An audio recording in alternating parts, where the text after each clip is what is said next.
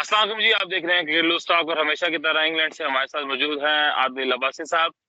आज हम बात करेंगे जो कल मैच खेला गया इस्लामाबाद यूनाइटेड और कोटक ग्लैडिएटर्स दरमियान, उसके बारे में बात करेंगे और जो कल दो मैच होने वाले हैं उनके बारे में बात करेंगे। चलते हैं सीधा आदिल भाई के पास। अस्सलाम वालेकुम आदिल भाई। वालेकुम अस्सलाम। आदिल भाई, एक तो कल जो मैच खेला गया आपने देखा होगा मैच, उसमें जिस तरह आजम खान ने बैटिंग की, आई थिंक उसके बारे में डायरेक्ट बात करूंगा, मैं लंबी तमहीद नहीं बांधूंगा के बारे में। लेकिन जिस तरह उसने बैटिंग की और जो हमेशा इस्लामाबाद यूनाइटेड की एक रवायत रही है कि अटैकिंग किकिंग खेलते हैं, और आपने कहा भी था कि वो फेवरेट हैं कल के मैच के लिए, तो ओवरऑल कैसा उसको देखेंगे? और कोयटा वही गलतियां कर रहा है। शुरू के 10 ओवर उन्होंने पहला स्पेल उन्होंने बहुत अच्छा कराया, लेकिन उसके बाद बिल्कुल मैच हाथ से दे दिया। आखिरी 10 ओवरों में उन्होंने 140 रन लीक कर दिए। तो क्या कहेंगे इस बारे में आप? देखें, सबसे पहले मैच की बात की जाए तो 15 दोनों इनिंग्स की 15 ओवर तक मैच बिल्कुल बराबर था। 15 ओवर में 128 पे 4 थे इस्लामाबाद के, और कोयटा के 15 ओवर में 127 पे 4 आउट थे। लेकिन जो इनिंग्स अब आजम खान खेल गए, और स्पेशली आखिरी जो 5 ओवर्स थे, उनमें तकरीबन एक ओवर जो नसीम शाह का था उसमें 10 रन बना। बाकी सारे ओवर्स में 18, 20, 22, और हसनैन के दोनों ओवर में 22 बना। और बड़ी जबरदस्त क्लास की शॉट्स थी, ये नहीं कह सकते हम कि कोई स्लॉग था जिस तरह आसिफ अली आके करते हैं। बड़ी क्रिकेटिंग शॉट्स थी, बड़ी अच्छी शॉट्स थी, और ग्राउंड के चारों तरफ शॉट्स थी। लेग साइड और ऑफ साइड कोई वन डायमेंशनल नहीं थी, चारों तरफ ग्राउंड के उन्होंने शॉट्स लगाई। और एक टाइम तो मेरी तरह बहुत सारे लोग सख्ते में चले गए होंगे जब उन्होंने वो हसनैन को जो शॉट उन्होंने खेली थी स्वीप टाइप की तरह, लेग साइड पे 102 मीटर का जो छक्का था, वो तो ब्रिलियंट शॉट थी। और सारा क्रेडिट यकीनन आजम खान को जाता है। बड़ा ही अच्छा मैच हुआ, लेकिन कोयटा के पास उस तरह की हिटर्स मौजूद नहीं है। जैसा कि मैंने आपको बताया कि 15 ओवर तक मैच ऑलमोस्ट बराबर था, लेकिन सरफराज अहमद 36 पे 42 रन किए, उनसे हिट नहीं लग रही थी। और भी कई प्लेयर आए जिनसे हिटिंग नहीं हुई। बहरहाल अच्छा खेला इस्लामाबाद और जीत गया। और मुझे थोड़ा अफसोस हुआ क्योंकि वो सामने पे लास्ट बॉल पे बोल्ड हो गए। मेरा था कि जितने उन्होंने अच्छी इनिंग्स खेली है सेंचुरी भी डिजर्व करते थे। लेकिन आपको नहीं लगता कि सरफराज का अब टाइम आ गया है कि सरफराज अब वॉलंटरी तौर पे पीएसएल के दरमियान से ही अपना कप्तानी से इस्तीफा दे दें? क्योंकि शायद उनकी कप्तानी उस तरह, कप्तानी में बहुत सारी गलतियां कर रहे हैं, वो टीम कॉम्बिनेशन नहीं बन पा रहा। 5 जो है वो हो चुके हैं। हफीज को आज ऊपर है, हफीज ने अच्छी बैटिंग की लेकिन उस तरह का कोई भी इम्पैक्ट नहीं डाल पाए। और जैसे आपने बात की कि मोहम्मद हसनैन को छक्का मारना स्वीप पे, दोबारा मैं आऊंगा आजम खान के ऊपर, कि स्वीप पे छक्का मारना और one of the fastest bowler इस टाइम जो है T20 में, और बड़ा एक जिगरे का काम है।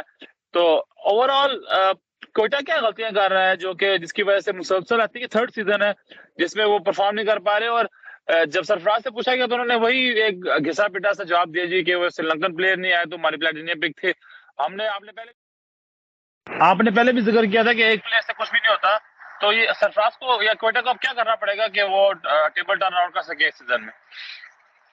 देखें, दे हैव टू चेंज। उनके एक तो जो बड़ी बात है, वो जो उनके बाकी दो ओवरसीज बैट्समैन है, कप्तान एक मैच में जरूर चले, लेकिन ओवरऑल उनकी परफॉर्मेंस नहीं है। इसी तरह रॉय हैं, वो भी नहीं उस तरह बैटिंग में परफॉर्म कर रहे। तो कुछ अनलकी भी हैं। उसके अलावा मिडिल ऑर्डर में उनको उस तरह स्टेबल नहीं है, चेंजेस काफी करने पड़ रहे हैं।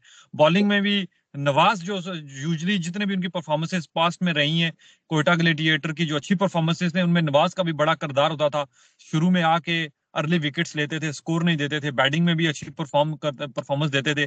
अभी वो जो एवरेज स्कोर दे रहे हैं, 4 ओवर में 40-45 रन दे रहे हैं, विकेट्स भी नहीं ले रहे। तो इस तरह का बहुत सारे उनके प्लेयर्स आउट ऑफ फॉर्म हो गए हैं जो नहीं चल रहे। तो यकीनन सरफराज जैसा आपने मेंशन किया, एक ना बिल्कुल सूनर और लेटर उनको छोड़ना पड़ेगा।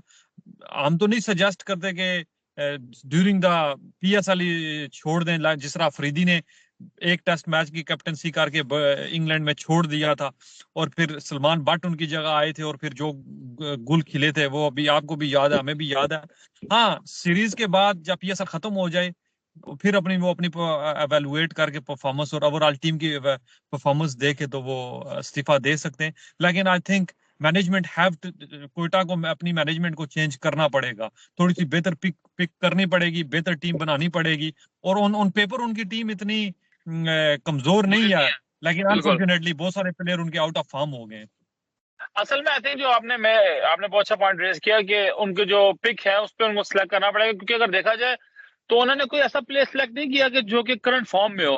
ठीक है, गुप्टिल बहुत बड़ा नाम है, जिसन रॉय बहुत बड़ा नाम है, उमर अकमल को हम कहते हैं बहुत पोटेंशियल है, लेकिन वही बात थी, जो प्लेयर्स वो थे कि जो जिनके पास पोटेंशियल है लेकिन वो फॉर्म में नहीं थे। तो आपने ऐसे प्लेयर पिक कर लिए जो कि अगेन जो स्मिथ आए हैं, जो कि ये आपके वेस्ट इंडीज के जो ऑलराउंडर है, वो भी बॉलिंग में भी परफॉर्म नहीं कर पा रहे, बैटिंग में भी नहीं कर पा रहे, तो कोई ऐसे प्लेयर आपने पिक नहीं किए कि जो करंट जो है अभी फॉर्म में हो। जैसे आप इस्लामाबाद यूनाइटेड की एग्जांपल ले लें कि वो पिक, या आप एग्जांपल ले रहे हैं किसी और फ्रेंचाइज की, वो ज्यादातर वो प्लेयर पिक करते हैं जो करंट फॉर्म, मुल्तान की एग्जांपल ले लें, वो प्लेयर वो देखते हैं, डाटा पे चलते हैं और वो प्लेयर पिक करते हैं जो करंट फॉर्म में, जो फॉर्म परफॉर्म करते हुए आ रहे हैं, यंग हो, बेशक उनका इतना इंटरनेशनल सर्कल में नाम ना हो, लेकिन उनकी फॉर्म अच्छी चल रही हो। चलें जी, ये बात करेंगे आजम खान पे, तो उनके बारे में बात ना कीजिए तफसील से तो जाती होगी उनके साथ। मैं एक बयान सुन रहा था कि स्काई मुश्ताक के एक टीवी चैनल बैठे वो कह रहे थे कि असल में इनका सबसे बड़ा मसला ये है कि जब वो एनसीए में थे तो वहां पे ये आए थे और इनका जो प्रॉपर एक फिटनेस चेकअप हुआ था, तो जो उस टाइम के जो फिटनेस कोच थे उन्होंने कहा था कि इनको फिटनेस से बहुत काम करना पड़ेगा, क्योंकि जितना इनका वेट है, जितने फिटनेस लेवल है, खुदा ना खास्ता इनको इंजरी होगी तो उनके लिए रिकवर करना बहुत मुश्किल हो जाएगा। तो क्या लगता है ये जी कि उन पे नेचुरल टैलेंट देखते हुए उन पे एक बैट लेनी चाहिए पीसीबी को, या फिर नहीं ठीक है फ्रेंचाइजी खेल रहे हैं, फ्रेंचाइज खेलते रहे, लेकिन इस फिटनेस के साथ वो इंटरनेशनल टीम में नहीं आ सकते? इस बारे में आपकी क्या टेक है? देखें देखें फिटनेस, कम से कम जो बेसिक फिटनेस का म्यार है वो तो होना चाहिए। फिटनेस का म्यार ये नहीं है कि आप पतले हो जाएं या आपका वेट इतना हो जाए। फिटनेस का म्यार ये है कि आप अपने जो बेसिक टेस्ट हैं पीसीबी के, वो आप पास कर लें। तो अब मैं आज सुन रहा था मिसबाह उल हक को भी, क्योंकि जब वो कोच थे तो आजम खान T20 खेलने के लिए आए थे इंग्लैंड के खिलाफ, फिर वेस्ट इंडीज के खिलाफ, और उन्होंने कहा कि जब आजम खान आए हैं तो बहुत सारे प्लेयर्स ने थोड़ा सा अपनी फिटनेस पे या ट्रेनिंग कम कर दी, और जब हम उनको बुला के लेके जाएं तो वो कहते हैं कि आजम खान अगर आ सकते हैं इस फिटनेस पे तो हमें क्या जरूरत है। तो इस तरह का एक बैड इंपैक्ट तो पड़ता है। अब ये आजम खान की अपनी भी जिम्मेदारी है ना कि अगर वो पाकिस्तान की तरफ से खेलना चाहते हैं तो वो भी तो कुछ हार्ड वर्क करें, कुछ फिटनेस पे तवज्जो दें। तो आई थिंक फिटनेस, इसमें कोई शक नहीं कि नो डाउट कि उनके पास एक बहुत अच्छा टैलेंट मौजूद है, लेकिन आई थिंक फिटनेस पे भी उनको तवज्जो देनी चाहिए। आखिर उनको भी तो कुछ कुर्बानी देनी चाहिए, अपना कुछ तौर तरीके छोड़ने चाहिए ताकि वो पाकिस्तान के लिए खेल सकें। तो आई थिंक मेरा भी यही मानना है, क्योंकि जिस तरह साइंस तरक्की कर गई और जिस तरह के न्यूट्रिशन प्लान अवेलेबल है, आपके पर्सनल कोच अवेलेबल है, और माशाल्लाह ये कोई प्लेयर गरीब भी नहीं है, ये तो अपना खुद भी हाई कर सकते हैं, पर्सनल ट्रेनर हाई कर सकते हैं और अपने फिटनेस पे काम कर सकते हैं। तो चले, आई होप कि ये समझ सकें कि आज वो दौर और नहीं रहा। बाकी बाकी अगर वो फिटनेस पे काम कर लें और टीम में आए तो पाकिस्तान के बहुत सारे मसले मसाइल और बहुत से बॉक्सेस टिक हो सकते हैं। बिल्कुल ठीक कहा आपने। चले जी, आई होप कि किस तरह से उन तक ये पैगाम पहुंच जाए। और मोइन खान उनके जो वालिद साहब लेजेंडरी हैं, मैंने उनके दो बयान सुना था, उन्होंने कहा था कि जी मैंने अपने बच्चों का जो मर्जी खाओ पियो लेकिन आखिर में जाके बर्न कर लो। प्रॉब्लम ये है कि अगर आपने दिन में 4000 कैलोरीज ले ली हैं तो there is no way on earth कि आप 4000 कैलोरीज एक दिन में बर्न कर सकते हो, कि आप कोई 12 घंटे ट्रेनिंग तो करोगे नहीं। तो ये लोग समझते नहीं है कि कैलोरीज लेना आसान है, बर्न करना उतना ही मुश्किल है। एनीवेज, चलते हैं जी। जो कल दो मैचेस खेले जा रहे हैं, एक तो मैच हो रहा है, मैच किसके वजह सरदार जी कल? मुल्तान और कराची, लाहौर और पेशावर। ओके, चलते हैं जी। कल मैच तरफ एक मैच हो रहा है मुल्तान और कराची का। अगेन एक जबरदस्त टाकरे की उम्मीद है। मुल्तान फॉर्म में है, कराची के लिए मैच जीतना बहुत ही इंपॉर्टेंट है। और दूसरा मैच है लाहौर और जलमी का, जी जो भी अगेन लाहौर जर्मी के लिए वो मैच जीतना बहुत इंपॉर्टेंट है। चले पहले बात करते हैं कोयटा और कराची की। क्या कहते हैं जी, कल कराची अपना टेबल टर्न कर पाएगा या जो मुल्तान है फिर बाजी ले जाएगा? देखें, अगर टीम का और परफॉर्मेंसेस का एनालिसिस किया जाए तो यकीनन मुल्तान का पलड़ा भारी है, लेकिन टू बी ऑनेस्ट कराची ने भी जो 3 मैचेस आ रहे बड़े क्लोज और उनके अपने हाथ में मैचेस आ चुके थे, तो उनको भी हम इस तरह नहीं कह सकते कोयटा की तरह के वन साइडेड मैचेस हार गए। सो आई थिंक उनके भी चांसेस मौजूद है मैच जीतने के, स्पेशली जिनकी परफॉर्मेंसेस लास्ट उनकी परफॉर्मेंस थी। लेकिन आई थिंक मैं मुल्तान के साथ जाऊंगा। चले, और दूसरा मैं सोशल मीडिया पे देख रहा हूँ बहुत ज्यादा ट्रोल हो रहा है कराची को लेके, जो उन्होंने बयानबाजी की है। सब लोग यही कह रहे हैं कि ये जो टूर्नामेंट हारे हैं, ये मैचेस जो हारे हैं, ये टूर्नामेंट शुरू होने से पहले ही हार गए थे, जिस तरह की उन्होंने बयानबाजी की थी। एनीवेज, बात करते हैं जी लाहौर। और दूसरे हैं शाबाज जल्मी। शाबाज जल्मी जिस तरह वो लास्ट मैच खेले, मिडिल ऑर्डर की बहुत सारी परेशानियां हैं, बॉलिंग में उनको बहुत ज्यादा परेशानी है। जबकि अगर बात की जाए दूसरी तरफ, तो बड़ी सडल टीम नजर आ रही है लाहौर कलंदर की।